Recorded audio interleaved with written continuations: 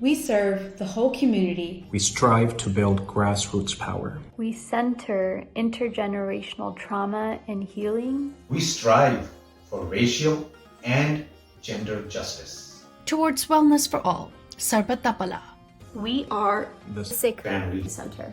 The health of any nation begins in the homes of its people. Sikhs refers to a faith community, but we're not a religious organization as understood by traditional Western culture.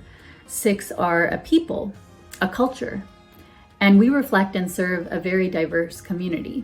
Ever since September 11, 2001, when Sikhs' unique identities, turbans, the beards, facial hair, became targets of increased hate and discrimination, ever since then, Sikhs organized to create powerful civil rights organizations across North America. But when we looked around, no organization was dedicated to promoting health and safety within the Sikh home. And so many intra-community issues, many internal issues to the community just proliferated, expanded, grew in the shadows. We often discuss at the Sikh Family Center how the impact of violence in even one relationship ripples through many families, whether by marriage or birth, and can have devastating effects throughout the Sikh Qaum, the community. Violence often becomes intergenerational because research shows us that hurt children may hurt others when they become adults, continuing cycles over the generations. In the same way, however, healing too can be intergenerational. Many people we work with and work for have overcome deep pain, deep trauma, deep hurt in order to do important work of healing and have worked well with others precisely because they understand the pain. Hurt people can, in fact, support, resonate with, understand, and heal others. The health of any nation begins in the homes of its people.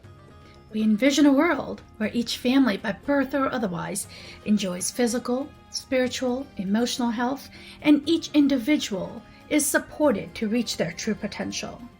How do we do this? We provide intervention services with our nationwide private helpline.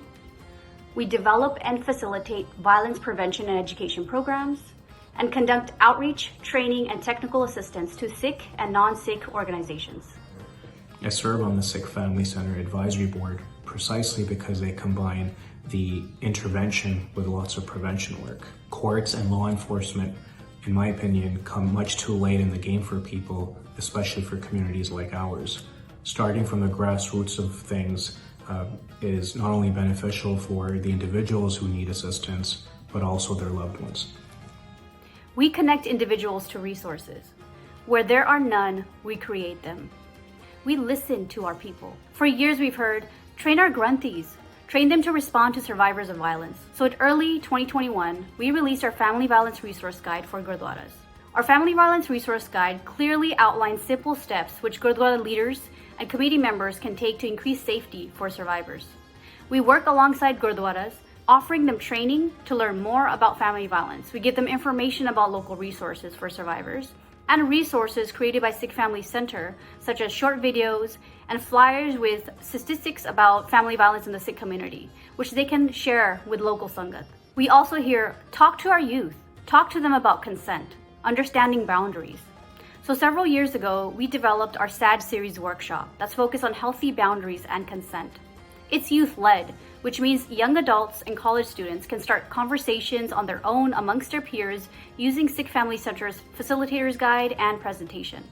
And during COVID, we adapted the workshop to be virtual, to be able to reach more Sikh youth so they can be informed and aware of resources, whether they were on a college campus or not. We also hear, how do we talk to our kids? Or how soon should we talk to our children about body autonomy?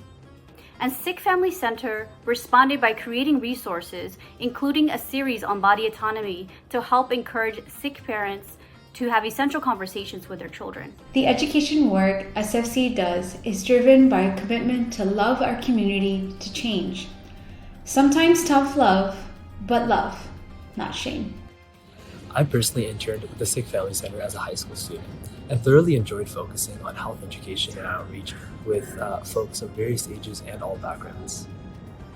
The health of any nation begins in the homes of its people. We seek to build our strength inside out At the same time, we rely on partnerships and collaborative networks of social justice and social services organizations much beyond the Sikh community across the United States. Because we recognize there are situations when solutions from within the community are just not enough. For example, where a particular community member conspires with an abusive person because of shared family ties or economic worth or other reasons. Sikh Family Center recognizes the unique needs of our immigrant community of color while refusing to overstate the challenges as unique only to the Sikh community. The idea always is to expand options, not to become so small or selective or specific or insulated that it hurts the community members and the people who we seek to assist. Serving means not imposing our ideas on how someone should act, rather meeting them where they're at with love. Just as all women do not want the same solutions, all Asian Americans don't want the same thing, all Sikh Americans don't want the same solutions or the same sort of reaction to even similar situations. Our individuality, our creativity, our shared humanity must be respected and protected, starting in our own homes. The health of any nation begins in the homes of its people. We are the Sikh Family Center. Sat Sri Akal. Truth is timeless.